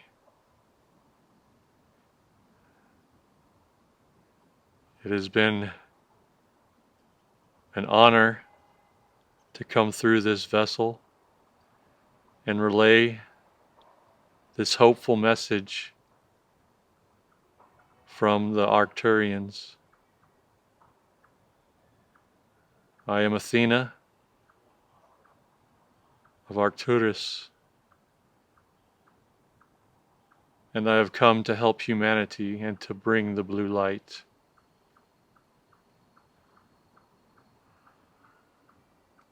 And we love you very much, and we will see you on that day. And in our language, goodbye. Yashumu.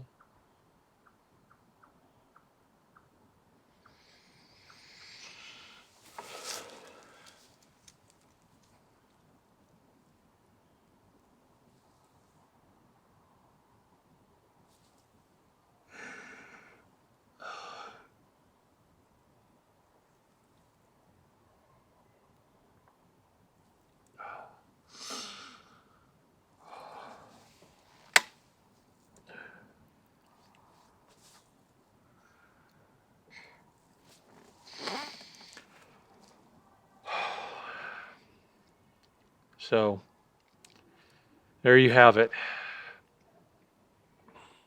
It's happening. And I'm just so thankful that I can be a part of this and be a messenger and a vessel for many beings. And thank you so much for having me. We are truly blessed.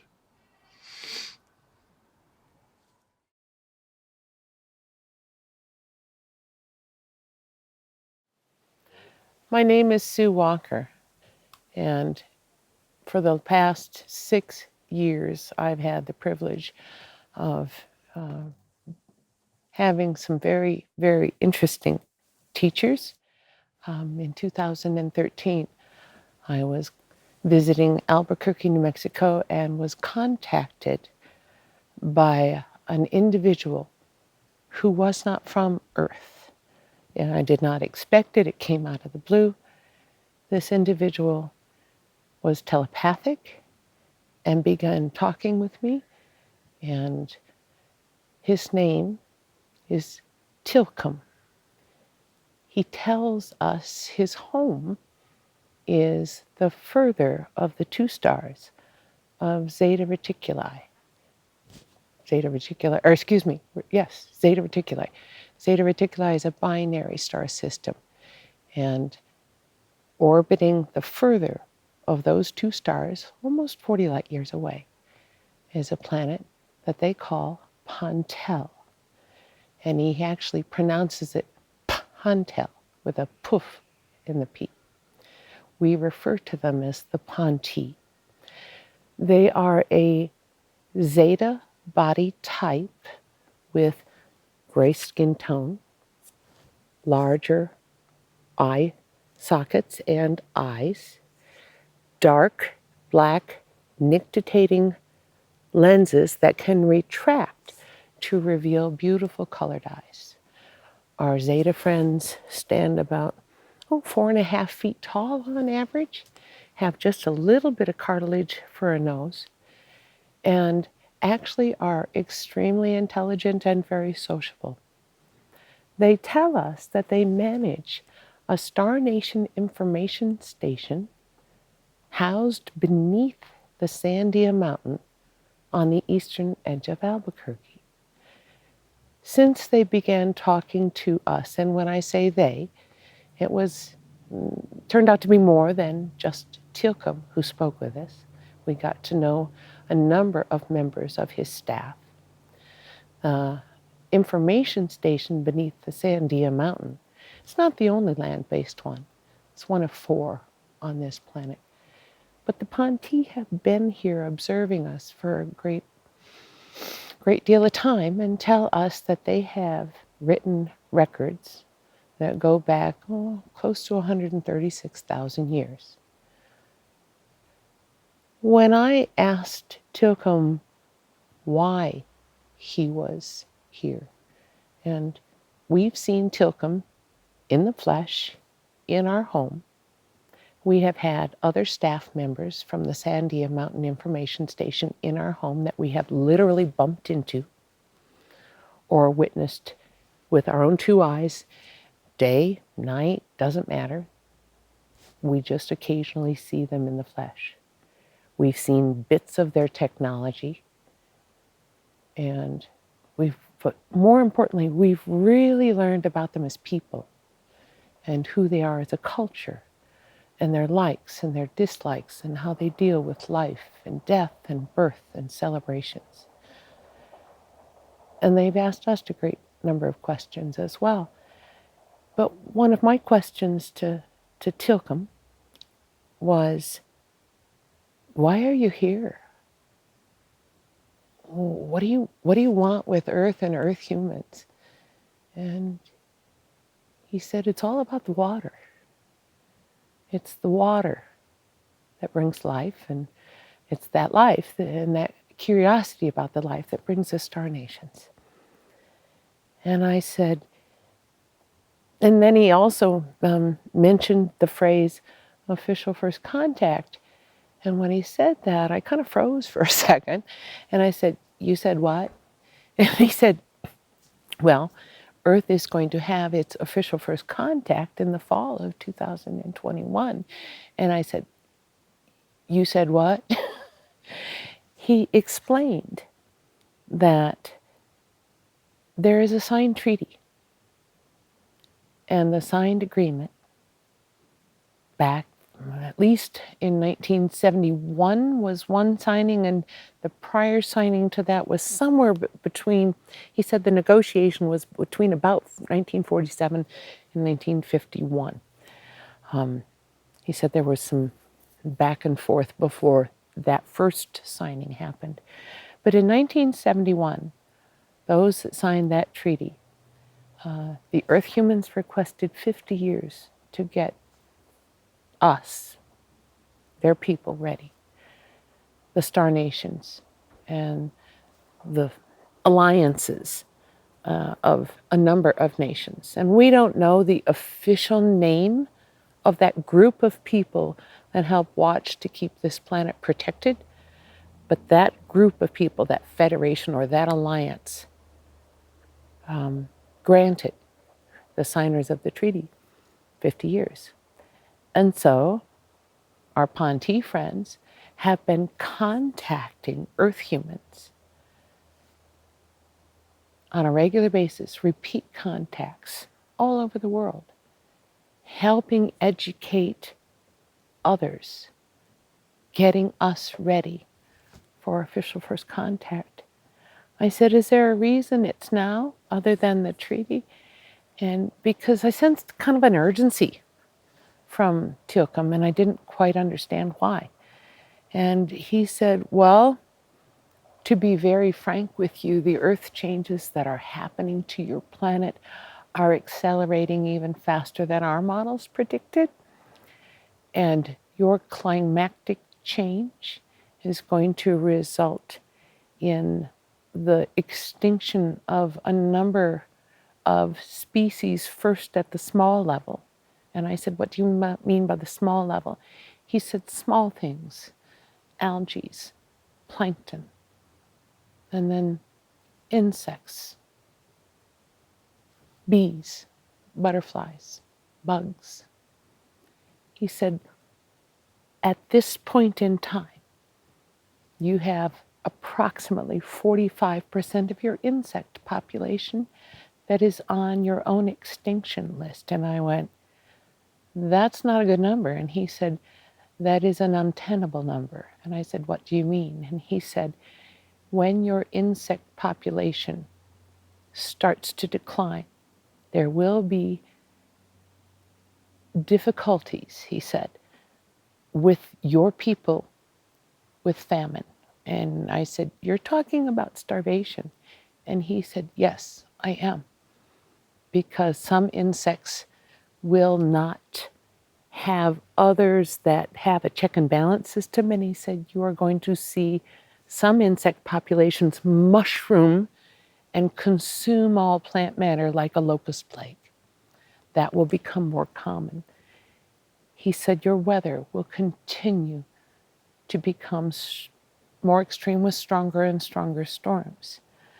The flooding that is happening along all the coastlines in the world will speed up. And he said, you guys are in for one big problem, and we're concerned because we don't see you getting ready for it. And so part of our role in official first contact is to offer aid. And I said, just the Ponti? He said, no. There are a number of star nations that are coming and on their way here to help.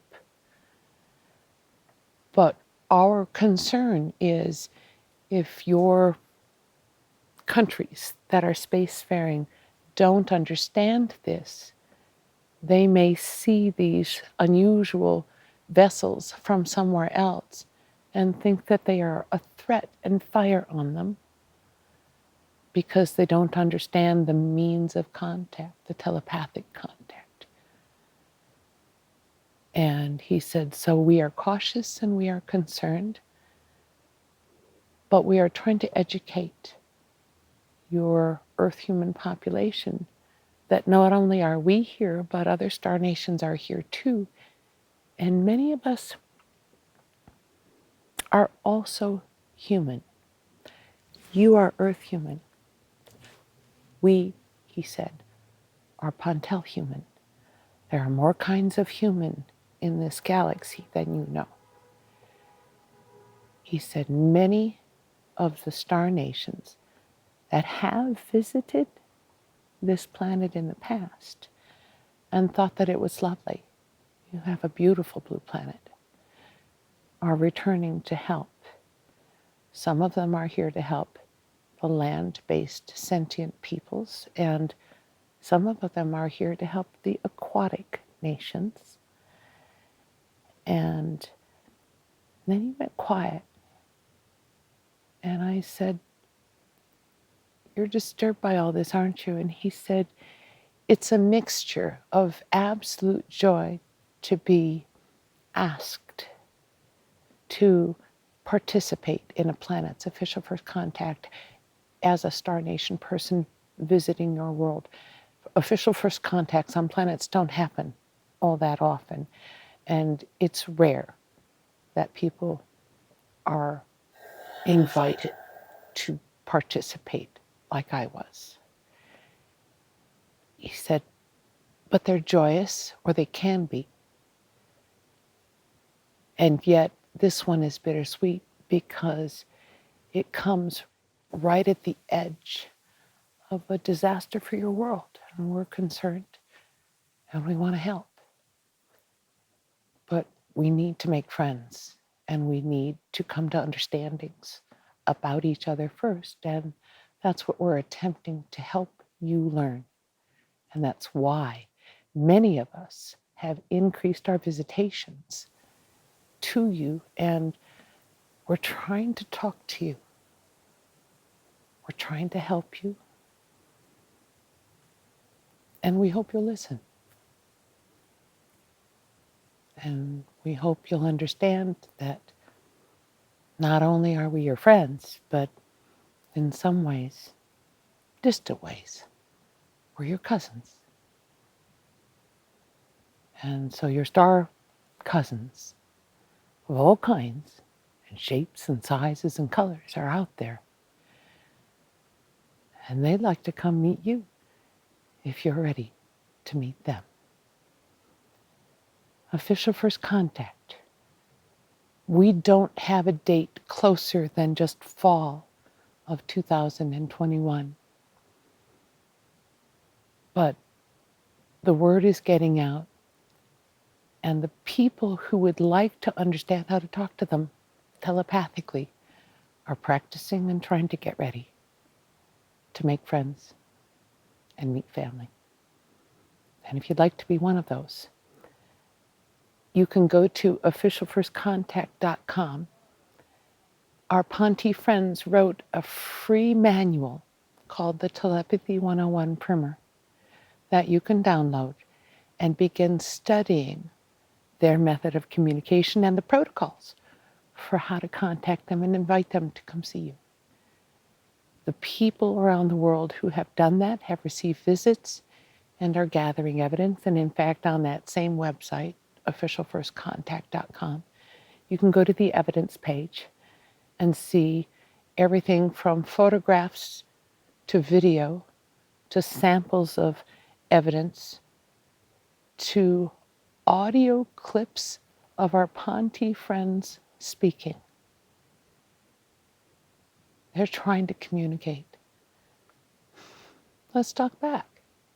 Let's make friends.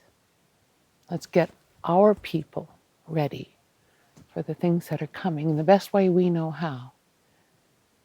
And be willing to accept a little help. I hope you have enjoyed all of the things that you've heard here. And I invite you to continue and follow your own muse to learn more. I thank you and wear your day with ease.